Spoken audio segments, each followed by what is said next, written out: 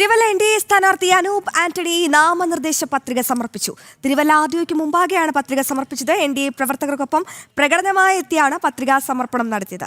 പ്രവർത്തകരുടെ ആവേശം തന്നെയാണ് തന്റെ ആത്മവിശ്വാസമെന്നും തിരുവല്ലയിൽ താമര വിരിയുമെന്നും അനൂപ് ആന്റണി പറഞ്ഞു.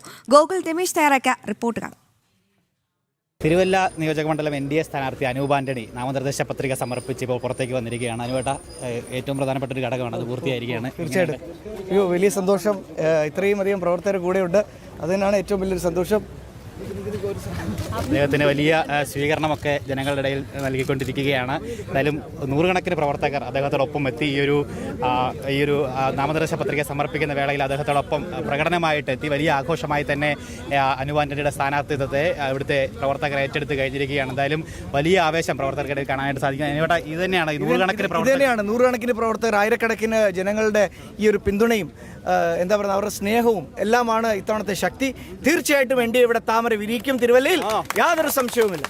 ശരി, വലിയ ആത്മവിശ്വാസത്തിൽ തന്നെയാണ് എന്തായാലും എൻ.ഡി.എ മുന്നണി. ഇക്കുറി തിരുവല്ലയിൽ മാറ്റമുണ്ടാകും, തിരുവല്ലയിൽ താമര വിരിയും എന്ന് തന്നെയാണ് പ്രവർത്തകരുടെ ആവേശവും അവരുടെ ആത്മവിശ്വാസവും. സ്ഥാനാർത്ഥിയുടെ പ്രതികരണങ്ങൾക്ക് ദോഷപൂർവ്വമായിട്ട് ആ ഒരു നാമനിർദ്ദേശ പത്രിക സമർപ്പണത്തെ എൻ.ഡി.എ പ്രവർത്തകർ മാറ്റി കഴിഞ്ഞിരിക്കുകയാണ്. ഒറ്റ മനസ്സോടുകൂടി, വലിയ ആത്മവിശ്വാസത്തോടുകൂടി തെരഞ്ഞെടുപ്പിനെ നേരിടാനായിട്ട് എൻ.ഡി.എ ക്യാമ്പ് സുസജ്ജമായി കഴിഞ്ഞു. അതിന് എണ്ണയിട്ട യന്ത്രം പോലെ തന്നെ കൃത്യമായിട്ട് പ്രവർത്തനം മുന്നോട്ട് പോയിക്കൊണ്ടിരിക്കുന്നു. എന്തായാലും അനൂപ് ആന്റണിയുടെ പ്രതികരണത്തിൽ നിന്ന് തന്നെ ആത്മവിശ്വാസം എത്രമാത്രം വലുതാണ് എന്നുള്ള കാര്യം വ്യക്തമാണ്.